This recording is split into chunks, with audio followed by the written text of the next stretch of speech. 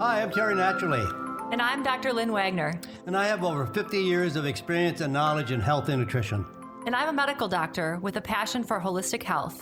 We come together to offer you unique viewpoints and expertise as health advocates around topics that deal with today's health concerns. And always for your good health. So let's get into today's topic.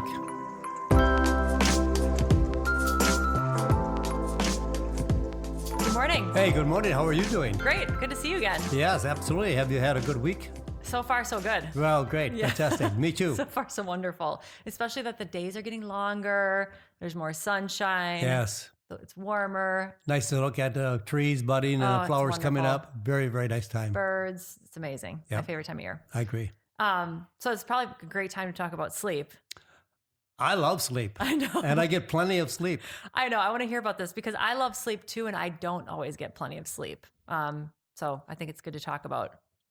And you know, most people think of sleep as being, well, I'm tired, I'm going to bed. Right. But they don't realize it's one of the top principles of good health. For sure. I mean, I put it right up there with diet and exercise. Oh, absolutely. And no one ever talks We about need it. to rest and recover and recharge and get our batteries back to being able to continue what we want to do the next day or the next week. People don't understand, I think, how instrumental sleep is on your mental health, your immune system and resiliency, Absolutely. your ability to handle stress, Exactly. your ability to process foods and digest foods and all those things. Everything. It affects everything. And we need 8 to 9 hours of sleep. Right. And I think I actually wrote a blog on this a while back, and it was basically that 50 years ago, we get about an hour and a half to 2 hours less sleep than we did 50 years ago. Oh, I believe that. And I think that's profound because we haven't changed as mammals. We are the same human beings as we were Right, 50 years ago, right. but we're just trying to squeeze so much more into our days. And I think that the population is suffering because of that. But I think technology makes us stay up longer. We can watch more TV. We can watch more computers. We can watch more screens. Right. We have more games to play. Social media. There's so much out there so that we can take up our time that we don't even think about wanting to go to sleep. Right. And one of the bad things I find that most people that, I can't sleep, so I get up and they watch TV. Right. Or I know people that sit in bed and look at their iPads or their iPhones. A lot. Everyone. And we need darkness. Darkness. And even if we don't sleep, we need darkness. Right. It's better to lay in bed and try to find a way to go to sleep. Right. Or just lay there and, hey, you can think, you can imagine, you can dream, you can do all the things you want to do in darkness. We need darkness. Right. Or I think another thing, like what I'll do sometimes if I have a middle of the night awakening and I'm not falling asleep after about 15 to 20 minutes, sometimes I'll get up and I'll sit on the chair in a dark room. So I won't use any light because usually you can see enough with the moonlight and things like that. And I'll just go and sit in the chair, change my situation a little bit, sit there for 10, 15 minutes, and then I'm usually able to fall back to sleep again. Yeah. In fact, it's a good time for prayer. Mm-hmm. It's a good time for meditation. Yep. It's a good time just to collect your thoughts. Right. And your goals and your dreams Yes. and everything else. But Yes. darkness actually, in fact, if we open up, if we just turn on a light, it changes our chemistry. Right. Even if it's just for a few seconds, even some people that go into the bathroom through the night, Right. they flick on a light. Right. I have my house, so you can go through the whole place. Well, I think everybody should do the same thing in their house. They know where they're going. You don't need lights on to go through your house. If you Right. do, something's wrong. But So- most people don't live like that. Most people, if you look around, they have, their trees outside are lit up until midnight. Their house is lit up. They have lights on throughout the house all night long, night lights, and they don't realize how much it's disturbing their chemistry and their hormones. Right. Well, I have all my lights on outside all night. I love lights on outside. Do you really? Yeah, but not inside. Okay. So they don't affect me, and I have everything darkened that's in the house, because really our body really works on a light dark system. Right. So we need to change the system. Be a caveman at dark. Where did they go? They went to bed. Right. Then as we started prolonging daytime, they Artificially. Well, they did it with fire, so that gave them a little bit more time through the night, and then artificial lighting, TVs, artificial lighting, our whole chemistry changed, and really we should be going to bed at dark. Yes. Well, and I find it amazing because I actually test people's hormones a lot. And so I'll do cortisol testing, melatonin testing, and you can actually see the people who are exposed to too much light and they aren't honoring their circadian rhythms, will have cortisol curves that are completely whacked out during the day. You know, Right. it's supposed to be high in the morning and then it goes down throughout the day until they go to bed. It's nice and low. And these people will have, you know, either really high cortisol in the evening or just a flat curve all day long. And they're just super exhausted. And one of the first things I tell them, obviously, other than eating healthy and exercising and trying to cut down their stress, is you need to sleep, and you need to sleep at the right time. Right. And they need to get a way to get to sleep. Right. No TVs in the room. Right. When did you first start sleeping better or thinking about sleep as a hack for your health? I was always a very, very good sleeper. I never have a problem sleeping. I can sleep anywhere. I can sleep standing up. I can sleep on an airplane. Lucky. I don't have any problem sleeping. In fact, I once traveled to another state to do some work, and a lady came with me, and she was the first time flying. They said, "Don't worry about it. Terry's been flying all his life. He'll take care of you. Don't worry about it." And she came back. She says, "Are you kidding? We were on the plane for 5 minutes, and he was sound asleep." You're lucky. Lucky man. I had a I friend love like that sound. You know, we raise our kids when they fuss or must at night. We turn on the vacuum. The vacuum cleaner has a nice sound, and it makes you feel so. In fact, I still love the vacuum cleaner running. That's pretty funny. Yeah, really, truly. But that's why I like planes. I like the drone of the noise. Right. And that puts me to sleep. Right. I love the sound of a jet or the sound of a prop plane. So you never had a time in your life where you were not sleeping No, enough? absolutely Okay. not. Yeah. So, I mean, I obviously have been an emergency medicine doctor. So I had years of life where I was either doing shift work or, you know, working a couple days in a row without going home. That throws you all Oh, it off. was Shift work is just- terrible. And, you know, after doing that for a few years, that's when I first had my episode of depression. Part of it. And looking back, I realized that was one of the things that helped me realize, you know, like I don't really have a neurotransmitter problem in my brain. I have a lack of sleep problem. And it was just such a pivotal experience for me and such a life-changing experience for me to realize that things such as sleep and diet and exercise and things like that can completely affect your brain chemistry and actually cause a depression. Oh, absolutely. I mean, they taught us in medical school that you can, if you sleep deprive someone for long enough, you can actually put them into a state of psychosis. You know, like someone you could actually make them almost schizophrenic where they're having psychotic episodes and hallucinations and completely incapacitated psychologically. Right. So you can take over the mind if you, take them away from sleep, deprive them of sleep. Right. Sometimes that's been done in a torture episode. Right. Well, and I think Lack of sleep. I think the other thing people don't realize is, you know, obviously it's super helpful for mental health, but also like if your body feels sluggish or tired, if you're getting a lot of infections, if you're not able to lose weight, it might just be that you're not sleeping because it's affecting all your hormones, your cortisol, Absolutely. your hunger hormones. Like it just goes on and on. We could talk about this for I a agree. year. So what are some of the things that you do to get your best sleep? I mean, it sounds like you can just sleep no matter what, but are there a couple things that you do rhythmically and ritually in your life? No, I don't. I do a few things that maybe contribute to it that I don't really do it for that reason. I take melatonin every night before I go to bed. So that's something. Yes, but I don't do it because I need it to go to sleep. You're doing it I for think health. people don't really appreciate melatonin. I agree. Melatonin it's not a hormone. Actually, it's a molecule. It doesn't have the same behavior as a hormone. So there's a lot of researchers that have been out there for 30, 35 years. Dr. Richter is one at the University of Texas, San Antonio. He said it's not because melatonin is found in every food, every algae, every fungus, every mushroom. Everything that lives has melatonin. And that's not a hormone. A hormone is secreted from one gland. You don't find thyroxine in food, Right. but you find melatonin in food. I'm going to have to research this a little bit because I always thought of it as a hormone. Yeah, well, many, many people do. Yeah. But from the real top researchers that have been researching melatonin for a long, long time, it's not satisfying the behavior of a hormone. Okay.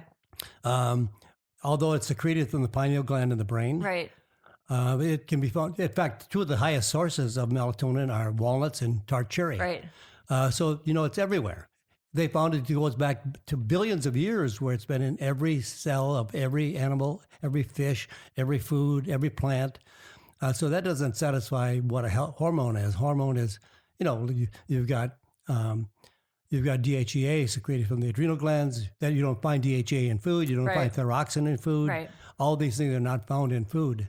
So, and I think, our natural production so you can get it from external sources, but obviously most of it comes from our natural production in our bodies.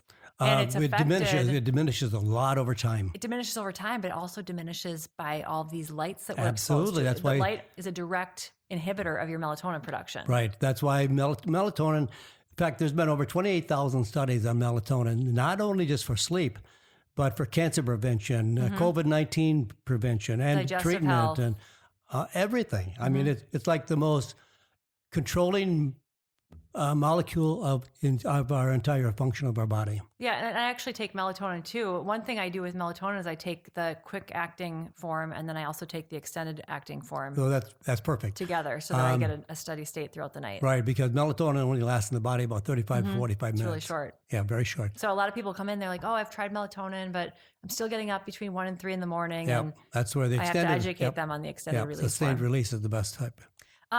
Is there anything else you do other than you need to get rid of your lights outside your house? I like lights outside. I know. It's so funny. I insist on complete blackness, and my husband thinks I'm a little nutty for that. No, I think I do a lot in darkness. I think a lot in darkness. I have very rarely a light on in the house in the dark time. Right. I sit in the dark most of the time, even if I'm. Oh, so your household inside is pretty dark Oh yeah. after the sun Oh sets? yeah. I turn off every light in the house Even in December? every time. Really? Oh, yep. Yep. So how do you walk around the house in December at 4:30 when it turns dark then? I know my house. I know where I want to go. That's funny. So any other things you do? So what do you do for the hour or two before you go to bed every night? What do I do? I'm kind of leading you into some answers here because I think you probably do a lot of things that are important for sleep that most people actually would have to like intentionally do, but you just naturally do them. I do a lot of goal setting before bedtime. I think of what my life is, where I want to go. I think of my purpose. I don't think we spend enough time doing that. No. We spend more time thinking about what we want to wear and what we want to eat than where we want to go in life. Right. And if you have a real dedicated purpose in life, you want to make that really a reality. Right. It should So be I one of do your- spend a lot of time just contemplating, goal setting, even recall. What was my day like, and just thinking about life. So you're not on the TV watching Netflix, I never have watched Netflix ever. checking emails. Not checking Not a emails. ton. That's done all day. So that's what you walk around. I mean, have you ever taken a walk at night and looked into people's homes and actually see what people are doing? And it's all TV. Oh yes. lights. Oh yes. Oh yes. That it's just such a natural part of our society, and people don't realize how much is affecting their health. But here's another thing too that I think people miss is they take melatonin at the wrong time. They may stay up till midnight or 2:00 in the morning, Right. and they take a melatonin before they go to bed. It's way, way, way, way, way too late. Right. Melatonin is secreted as light diminishes at dusk. So when you have sunset, So 4:30 to 9. yep, you should take it really early, not late. And people that say take an hour before bedtime, that's okay if you want to sleep to some degree, Right. but it doesn't give you all the health benefits of melatonin. Well, and I think that's another important concept with sleep is, and this is what I share with my patients a lot, is that, we're mammals and we have this circadian rhythm, and you can't change that circadian rhythm. Like, it's connected to the stars, the moon, like it's all connected. And so when as humans, we come in and we try to just force our way into this different rhythm of life, Right, it's not going to work. right, So the more that we can honor that natural rhythm of life, the better we're going to feel. right. Which is a real struggle for shift workers. It's a real struggle for busy parents who are up late at night with their kids, but the kids shouldn't be up late either. There are more prostate cancer in patients and more breast cancer in patients that stay up late at night and that are on shift work. For sure. Yeah. Shorter life expectancy, more Yes, cancer. Absolutely. And so the more you can actually look and say, okay, what is life's natural rhythm like, and how can I mimic that in my own patterns, the better you're going to feel. My goal this year is to write 9 books. And I've got 4 books done this year so That's far. incredible. And that's what I do sometimes in the dark. I don't write in the dark, but I think about what's my outline? What do I want to accomplish in my book? What am I trying to say in my book? Right. In fact, I wish I could hardwire my brain to some way that it would dictate my message in my brain, because I can think better than I can write better. Oh. So I think, that was perfect. Right. Now, what did I say? I forgot what I said. Right. So I wrote a book on melatonin, and it's just about ready to be published, and it should be out in the next, Excellent. next month. Excellent. Yeah. So, I mean, I think, and one of the things I'd like to share with the audience, some things they could do. So if they're listening to this, they're like, oh my gosh, my sleep is way off. So first of all, do you get at least 7 to 9 hours of sleep? 7 minimum. 7 is minimum. And most people shouldn't do 7. And there's going to be a few people who are outliers who can get 6 and be fine, but that is way, way an outlier. So do you get at least 7? Hopefully 8 or 9 is best. Second of all, are you sleeping mostly through the night? So you should be able to go to bed and maybe you get up to go to the bathroom, but mostly you're not tossing and turning. You're just sleeping peacefully. And then third, when you wake up, do you feel fairly refreshed and rested? You don't have to feel like Superwoman or Superman every time you wake up, but do you feel a little bit like a pep in your step and you're productive and you want to get things done? And if not, you probably there obviously could be other things wrong with your health, but you probably have a sleep problem. And then what can you do to change that? And I, just say, start by honoring your rhythms.